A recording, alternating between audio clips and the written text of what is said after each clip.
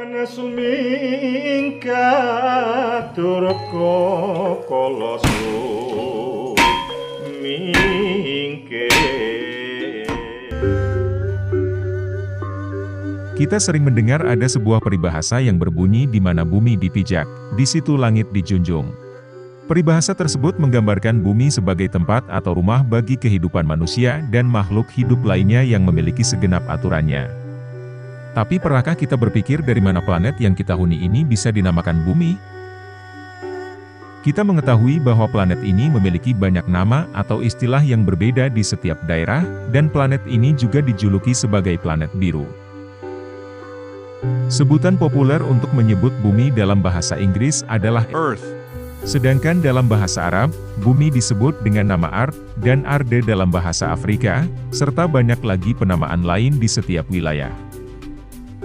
Ternyata seperti banyak nama objek tata surya, nama asli planet biru ini sudah lama hilang dari sejarah. Namun, pada penamaan bumi ini bisa dikaji dengan pendekatan ilmu linguistik. Penggunaan istilah Earth dalam bahasa Inggris sudah ada ribuan tahun lamanya. Nama tersebut diambil dari bahasa Inggris kuno yaitu Erde yang berarti tanah. Istilah ini sebenarnya diserap dari bahasa Jerman kuno, ketika pada saat bangsa Jerman bermigrasi ke wilayah Britania. Sebelum kata Erde terbentuk, istilah awalnya adalah Eorte atau Eorde dalam bahasa Jerman, lalu berubah-ubah selama berabad-abad hingga menjadi kata Earth untuk sekarang ini. Dalam bahasa Belanda, bumi disebut Aarde. Dan Jord disebut dalam bahasa Swedia, Denmark, serta Norwegia. Istilah Jord diambil dari nama ibu dari dewa Thor dalam mitologi Norse.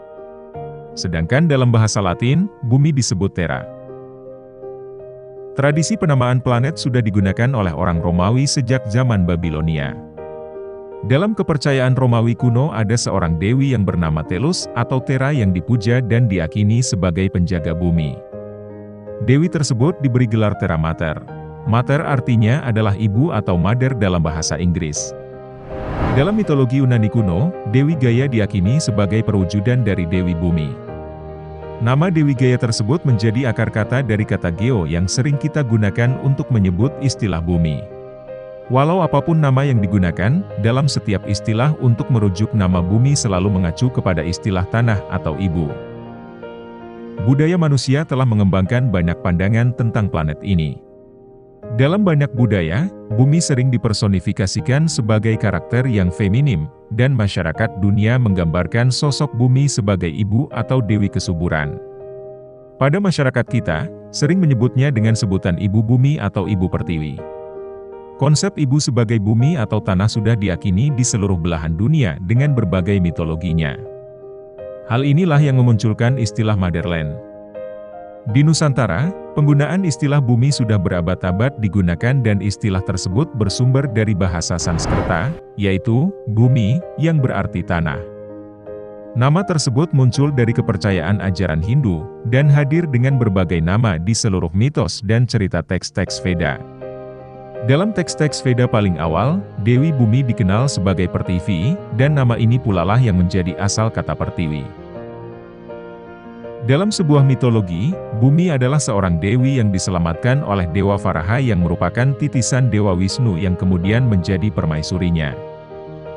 Dewi Bumi dikenal dengan berbagai nama, di antaranya, Budevi, Bubati, Darti, Varahi, dan lain sebagainya. Sedangkan awal penamaan bumi berasal dari nama, Puhumi.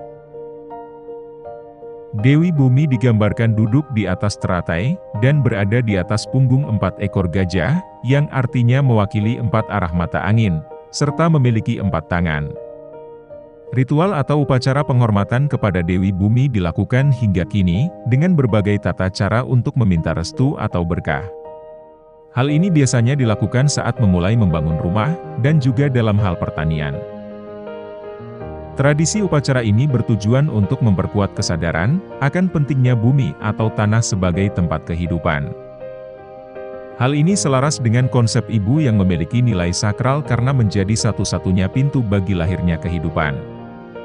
Demikian penjelasan tentang istilah bumi, semoga bermanfaat, dan ingatlah selalu untuk menjaga bumi, seperti kamu menjaga ibumu. Terima kasih.